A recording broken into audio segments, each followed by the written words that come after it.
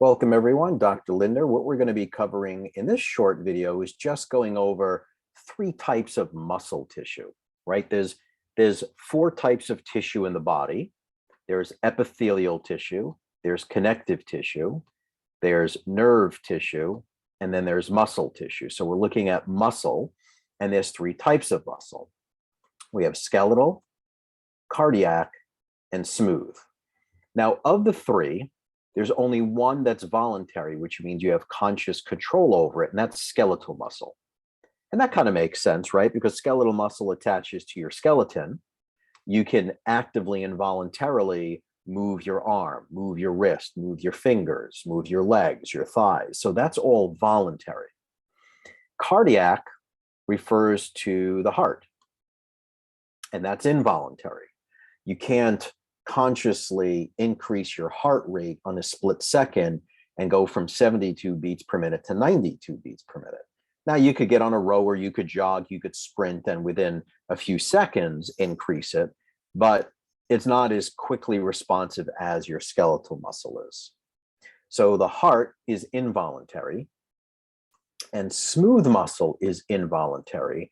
When we think of smooth muscle, we're talking about muscle that we find around certain organs. A female uterus has smooth muscle. The esophagus, the stomach, the intestines have smooth muscle. And blood vessels also have smooth muscle. So under a microscope, when we look at skeletal muscle is also called striated. And that's because when light passes through the microscope slide of the protein filaments of actin and myosin, it gives it this very striated type of appearance. Okay, so it is striated, it's multinucleated, and it is voluntary. You have conscious control of contracting your triceps or even the biceps in the front. You have conscious control of your facial expression. It's all voluntary. That's the key there. And it is striated. When we look at cardiac, which refers to the heart, it too is striated. It's uninucleate, right? One nucleus.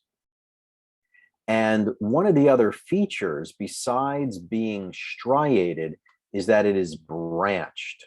If we look at skeletal, it's nice, aligned, all the fibers are striated, it's all nice and linear. But when we look at cardiac, we see that there are branches, right? Here's a branch, here's a branch, here's a branch.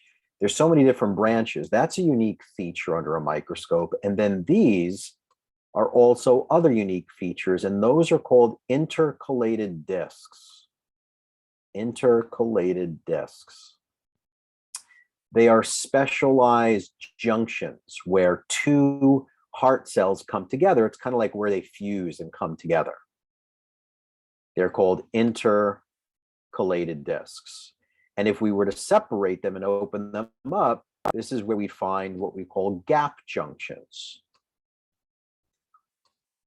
Cells come together to make tissues, but cells come together by different types of junctions called cell junctions.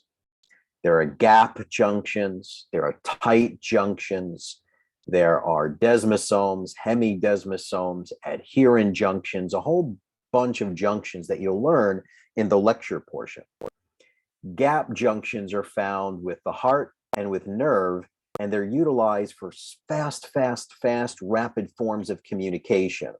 And that's because when the heart contracts, we have a pacemaker here called the SA node that's going to send an electrical current of information to the left and right atrium. So the upper chamber has to contract in harmony at the exact same time. It can't be asynchronous. It has to be in sync. It has to be synchronous. So we need fast, rapid forms of communication, and it's the gap junctions that help to spread those type of impulses. So with cardiac muscle, it's highly branched. It's also striated. We have intercalated discs. They're highly branched. they're also involuntary. Cardiac muscle is only found with the heart.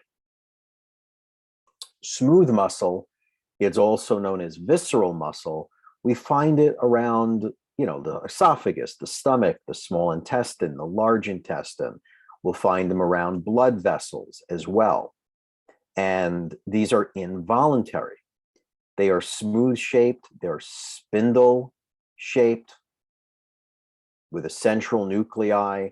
These have no striations, whereas cardiac and skeletal is called striated muscle. This is very, very smooth, no striations. That's why it's called smooth muscle.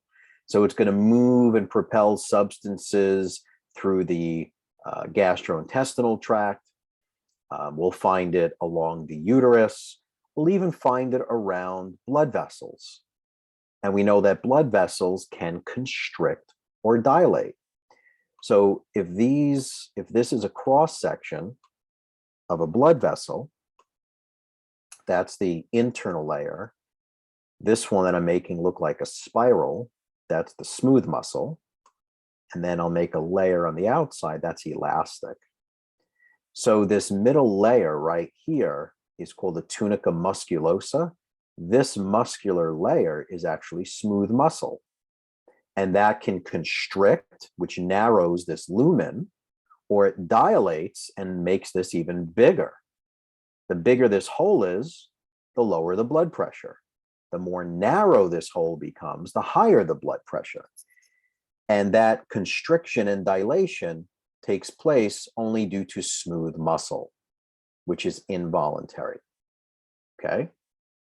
So when we look here at these models, this one is cardiac. This looks striated, but it is branched. We have these intercalated discs. That is cardiac muscle. This one is skeletal, very striated. And this one is smooth muscle, right? So smooth muscle, skeletal muscle, and cardiac muscle would be pure identification.